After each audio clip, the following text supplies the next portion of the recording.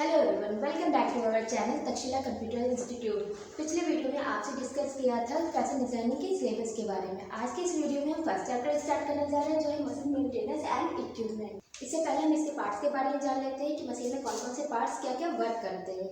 आइए जानते हैं कि इसके कौन कौन से पार्ट्स होते हैं और क्या क्या वर्क होता है उसका। ये लॉक स्टिच मशीन के पार्ट्स हैं। आइए इनके बारे में बात करते हैं। अपर पार्ट्स और लोअर पार्ट्स। अपर पार्ट्स क्या होते हैं? जो भी ये आपका ऊपरी का हिस्सा होता है ना, ये अपर पार्ट्स होता है। इसका जो लोअर पार्ट होता है वो आपका होता है स्टैंड ना। स्टैंड इसके नीचे भी दिखाया गया है, ठीक है। तो अपर पार्ट को जो है ना हेड, आर्म और बैक में काटा गया है। हेड क्या होता है? आपका जो ये व्हील लगा होता है ना, ये आपका हेड पार्ट होता है, ठीक है। ये आपका आर्म पार्ट होता है और ये आपका बैक पार्ट होता है। सबसे पहले हम बात करते हैं हेड की। हेड में क्या होता है? Hand wheel, gears and handle. Hand wheel ये होता है आपका, जो ये आपके सारे पार्ट्स को क्या करता है? मूव करता है।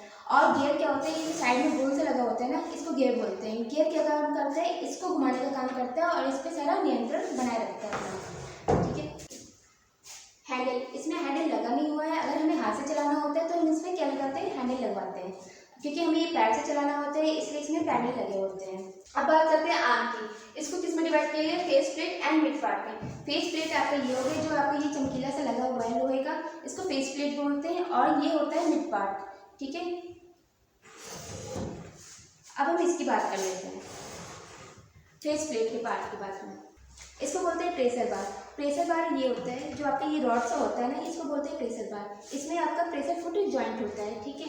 ये प्रेशर फुट क्या काम करता है? कपड़े को दबाने का काम करता है ना, ताकि कपड़ा आपका इधर उधर हो नहीं, ठीक है। ये इसके साइड में स्क्रू लगा होता है, जो इसको प्रेशर बार से क्या करता है? जॉइंट किए हुए रहता है। अब बात करते हैं नीडल बार की, जिसमें आपकी नीडल लगी होती है, उसको नीडल बार बोलते हैं। और ये इसका स्क्रू होता है, जिसमें आपको नीडल टाइट एंड ढीला किया जा सकता है, ठीक है। इसके पीछे होता है लिफ्टर। ये लिफ्टर होता है, ठीक है। लिफ्टर में क्या काम होता है कि आपके प्रेशर फुट को ऊपर करता है और नीचे करता है। ये लिफ्टर का वर्क होता है। ये होता है टेंशन, थ्रेड टेंशन। ये धागे को क्या करता है? तनाव देता है, थोड़ा सा खिंचाव में रखता है, ठीक है। ये होता है थ्रेड टेकअप लीवर। ये धागे को क्या करता है? अप एंड डाउन करता है। धागे को क्या करता है? खींचने का काम करता है, ठीक है। तो टेकअप लीवर से काम होता है इसका। ये होता है थ्रेड गाइड। ये धागे की दिशा को इधर उधर नहीं होने देता है, धागे को एक सीध में रखता है। तो ये सारे पार्ट्स हो गए आपके फेस प्लेट के। अब मिड पार्ट की बात करते हैं। ये हो गए स्पूल पिन, जिसमें आप अपना धागे की रील लगाते हैं, ठीक है। ये हो गया इसका रेगुलेटर स्टिच। ये स्टिच को कम ज़्यादा करता है और क्या करता है? बैक एंड फॉरवर्ड भी करता है। 1 से लेकर के इसमें 5 तक नंबर होते हैं। इसमें क्या करता है? छोटी बखिया करता है, बड़ी बखिया करता है, ठीक है। ये बॉबिन वाइंडर होता है, जिसमें क्या होता है? बॉबिन में धागा भरने का काम ये करता है, ठीक है। इसमें ये रबड़ रिंग लगी होती है, जिसकी सहायता से ये आसानी से क्या करता है? मूव करता है ऐसे।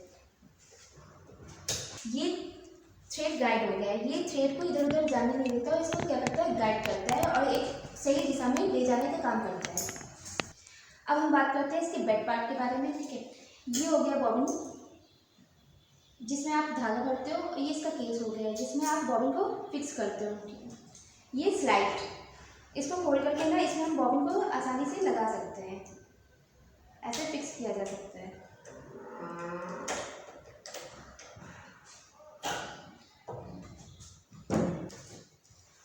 ये है शटल, और ये जो घूमने का काम करता है वो शटल ड्राइवर होता है। इसमें क्या करते हैं? हम लोग अपना बाउंड केस फिट करते हैं। ये सारे अपर पार्ट्स तो हमने मशीन में आपको बता दिए हैं। अब बात करते हैं लोअर पार्ट्स के बारे में। व्हील, जो मशीन में होता है ना, बड़ा सा व्हील होता है, क्या करता है? ये मशीन के व्हील को घुमाने में हेल्प करता है। और ये किससे घुमाता है? बेल्ट गाइड से। इसमें जो डोरी लगी होती है, बेल्ट लगी हुई थी, उससे घुमाता है। ट्रेडल, जो पायदान होता है आपका, मूव करते हो आप पैर से, ठीक है, वो ट्रेडल होता है। एंड पिटमैन रॉड, जो क्या होता है? ट्रेडल और व्हील से आपका क्या होता है? अटैच होता है, वो पिटमैन रॉड होता है मशीन की। तो ये सारे मशीन के पार्ट्स थे। अब बात करते हैं उसके मेंटेनेंस के बारे में।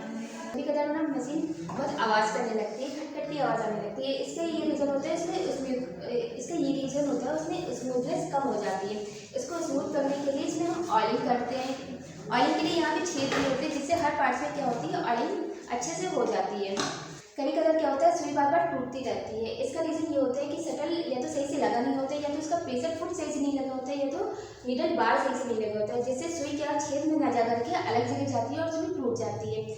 हमें शटल को और प्रेशर फुट को प्रेशर फुट को सही से फिक्स करना होता है और देखना होता है कि नीडल सही से जा रही है उसमें या नहीं जा रही है, जिससे सुई टूटने की कमी दूर हो जाती है। कभी कभार देखा होगा ऊपर का धागा बार बार टूटता है, उसका रीज़न ये होता है या तो आपका ये टेंशन टाइट होता है या तो आपकी नीडल क्या होती है सही से लगी नहीं होती है। इसको दूर करने के लिए क्या करते हैं, नीडल को सही से लगाते हैं, सीधी साइड से लगाते हैं और इसका जो ये टेंशन होता है उसको सही रखते हैं।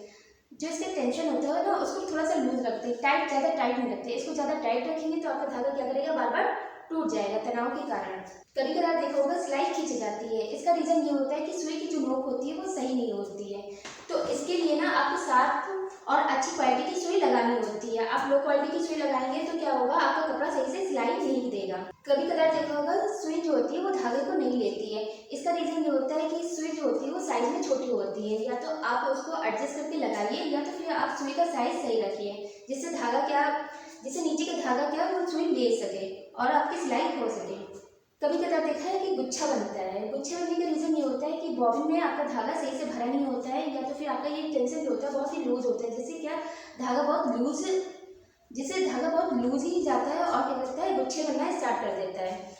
तो आपको क्या करना है, बॉबिन में आपको धागा सही से भरा होना चाहिए और दूसरा ये टेंशन जो होता है वो सही से लगा होना चाहिए। कभी कभार देखा होगा मशीन भारी चलती है, इसका रीज़न ये होता है कि बहुत सारे धूल इसमें क्या होते हैं, जम जाते हैं। तो कभी कुछ फैब्रिक ऐसे होते हैं जिसमें बहुत सारी डस्ट निकलती है जो यहाँ पे जाकर के जम जाती है, इसके प्रेशर फुट के पास जाकर जम जाती है। तो इसको खोल के हमें यहाँ पे इसके दांत के फीट डॉ के पास इसको साफ करना होता है। कभी कभार क्या होता है, इसमें निचले का धागा टूटता रहता है, या तो इसमें बॉबिन केस सही होता है या तो इसमें क्या होता है धागा सही नहीं होता है। दोनों ही आपको अच्छी क्वालिटी के लेने होते हैं ताकि धागा आपका टूटे नहीं। तो ये सारे तरीके थे मशीन को मेंटेन रखने के लिए। आइए बात करते हैं मशीन के इक्विपमेंट के। इक्विपमेंट क्या हो गया आपका, जो हम सिलाई करने के लिए सामान यूज़ करते हैं, जैसे कैंची हो गया, कैंची टेप हो गया, चौक हो गया, पिन हो गई। तो ये सारे जो सामान होते हैं वो इक्विपमेंट में आते हैं। तो इसी के साथ हमारा वीडियो खत्म होता है। अगर आपको हमारा वीडियो पसंद आया हो तो लाइक एंड सब्सक्राइब जरूर करें।